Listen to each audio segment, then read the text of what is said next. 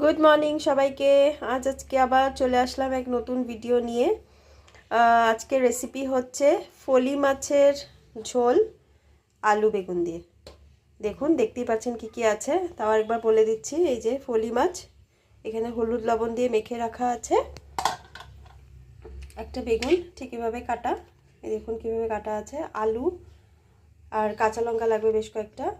বড়ি লাগবে, এই দেখুন বড়ি। আর ধনে পাতা লাগবে। আর ফোড়নের যাবে হচ্ছে কালো জিরে। তো এটা খুব একটা খুব মশলা পড়বে না মাছের ঝোলটা, এটা একটু পাতলা পাতলা হবে। তো আপনারা খেয়ে দেখুন কিভাবে বানাই সেটা একবার দেখুন। কড়াইটা এখন চাপিয়ে দিচ্ছি। কড়াইটা চাপিয়ে দিলাম। এবার এর মধ্যে যাবে সরষের তেল। সরষের তেলটা দিয়ে দেওয়া হচ্ছে।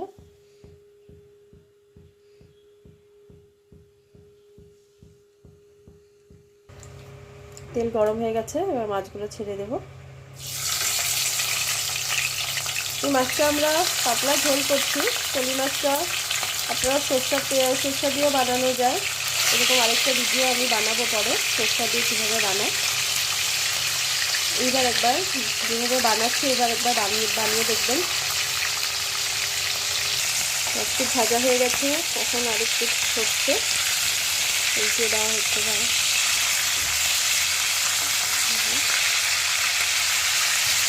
ফলি মাছের প্রচণ্ড কাটা হয়, বাচ্চারা খাওয়াটা একটু অসম্ভব, মানে একটু প্রবলেমেটিক বাচ্চারা খাওয়াটা, কিন্তু খেতে খুব স্বাদ মাছটা হয়,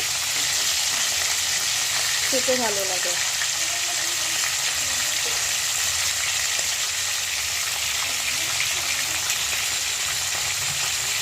ভাজাটা হচ্ছে আর এইদিকে ঢাকনাটা দিয়ে দিচ্ছি। এ দেখুন মাছগুলো ভাজা হয়ে গেছে। এবার বেগুন বেগুনটাকে হলুদ লবণ দিয়ে মাখা হলো। এবার বেগুন ভেজে উঠিয়ে রাখা হবে। হলুদ নুন দিয়ে অলরেডি মাখা ছিল।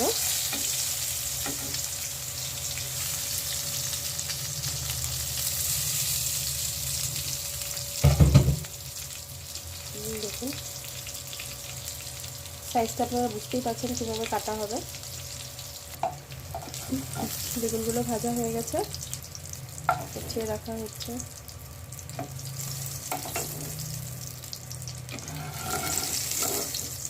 আপনারা কমেন্টে জানাবেন কার কেমন লাগছে। আগের রেসিপিসগুলো যদি বানিয়ে থাকেন জানাবেন কেমন লেগেছে। এবার এর মাঝখানে বড়িটা দিয়ে দিচ্ছি ভাজার জন্য।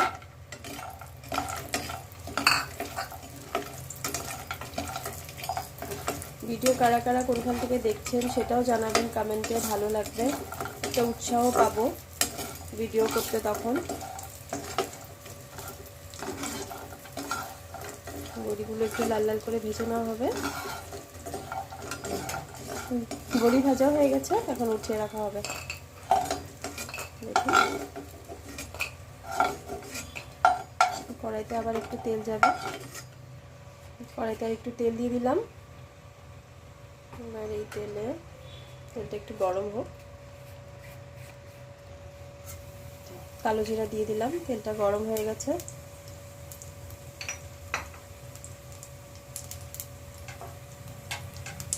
এই মাছের রেসিপিতে খুব একটা মশলা যাবে না, একদম কম মশলায় কম তেলে রান্না এটা। দেখতেই পাচ্ছেন সোমবারে শুধু কাঁচা লঙ্কা ফোড়ন আর কালো জিরা ফোড়ন গেছে। এবার গেল হলুদ গুঁড়ো, ধনে জিরার গুঁড়ো, দুটো দিয়ে সামান্য জল দিয়ে। দেখতেই পাচ্ছেন জিরাটা কত কম দেওয়া হয়েছে, 1 চামচে পুরো না। হলুদটা দিয়ে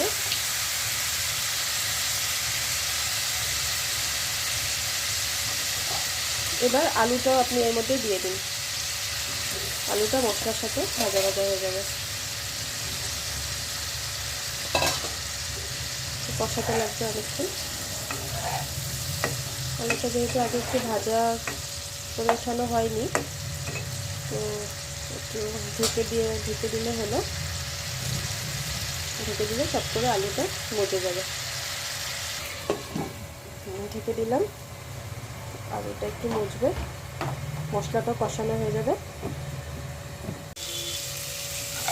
দেখুন আলুটাও মজে এসছে, মশলাটাও বেশ কষানো হয়েছে, দেখতেই পাচ্ছেন কালারটা।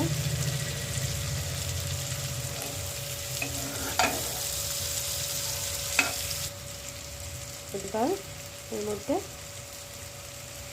পরিমাণ মতো আমরা ঝোলটা দিয়ে দেব।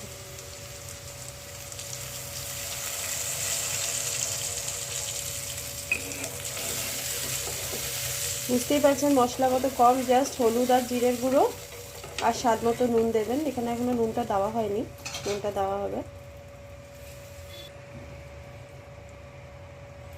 চলে আসলো নুন।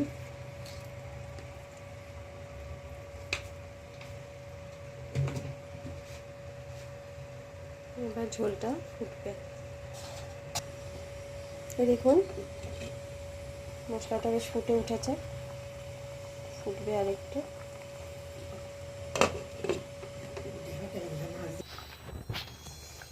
দেখুন কালারটা, আলুগুলো গলে আসছে, মাছগুলো একে একে ছেড়ে দেওয়া হবে।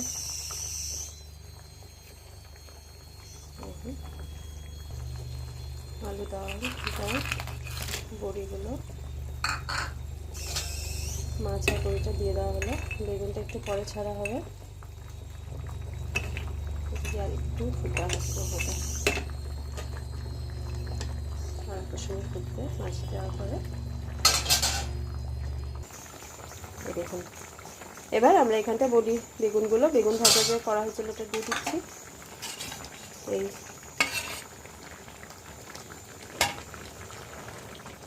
দেখুন জাস্ট অসম কালারটা হয়েছে, সাথে ধনে পাতাও জমে গেল পুরো। কালারটা দেখুন শুধু, কি অসাধারণ লাগছে দেখতে। দেখুন হয়ে গেছে, এবার আমরা গ্যাসটা অফ করে দিচ্ছি, রান্না শেষ। এই দেখুন ফলি মাছ, আলু, বেগুন, বড়ি দিয়ে ঝোল, কি অসাধারণ লাগছে দেখতে। বুঝতেই পারছেন রান্নাতে কম তেল মশলা, একদম কমের মধ্যে, পেঁয়াজ রসুন আদা কিচ্ছু পড়েনি ইনগ্রেডিয়েন্টটা। তো এই রেসিপিটি কীভাবে আপনারা বানাবেন আর এই ঠান্ডা মৌসুমে গরম ভাত দিয়ে এইভাবে একবার খেয়ে দেখবেন, দারুণ লাগবে। আর বানানোর পর জানাবেন, কমেন্ট করবেন কেমন লাগলো, আর একটা সাবস্ক্রাইব, লাইক, কমেন্ট দেবেন। সো ভালো থাকবেন, সুস্থ থাকবেন। Thank you.